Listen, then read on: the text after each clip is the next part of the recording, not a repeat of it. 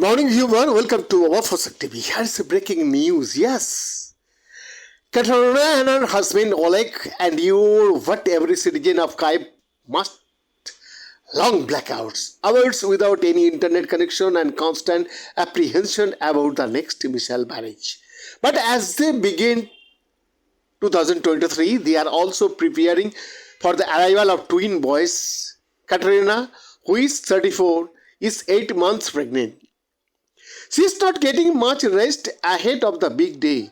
The air raid sirens blare almost every day. The cramp of explosions is all too familiar. Their lives are saved by the scheduled power cuts, as electricity is shared among the regions to mitigate the impact of Russia's strikes on Ukraine's energy infrastructure. On New Year's Eve, I tried to take a nap, but I woke to the sound of explosion, and they went on through the night. The sirens were on for much of the night until 4:30 a.m., she said. It is difficult for residents to distinguish between the sound of air defenses in operation and the impact of Russian cruise missiles and drones. I don't mind the blackouts, Katarina said, but we worry about the next wave of Russian missiles. Will it be us? It is like a constant gamble. A nearby district, Bass Road, was hit a month ago, and the indiscriminate nature of the strikes means that residential districts are as much at risk as power plants and railway lines. Dozens of health facilities across Ukraine, including maternity and children hospitals, have been struck since the beginning of the conflict. When the sirens are not whirling, Katarina said, there is another noise that is new to her neighborhood: the chattering of generators as home and business try to compensate for being without electricity for as much as 12 hours a day. They are the jingle bells of this Christmas, he said. Despite the risks and the imminent arrival of the twins, Katarina still travels into central Kyiv twice a week to use one of the co-working spaces that have popped up across the Ukrainian capital. These spaces have become quite professional, with furniture, heat, lighting, and reliable internet provided through Starlink terminals, both from the company owned by Elon Musk.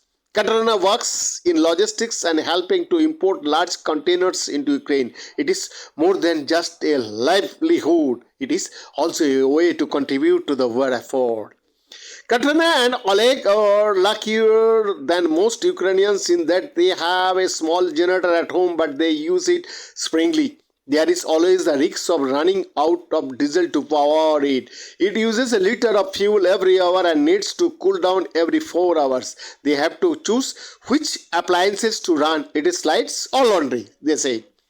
Then fully expect to need it long after the twins are born. Living in Kyiv during Russia's war on Ukraine is about being prepared. Katarina and Oleg have cupboards full of batteries, power banks, and flashlights. If the Russian missile campaign against Ukrainian infrastructure continues, as most expect it will, the scheduled power outages may become less predictable with more emergency calls.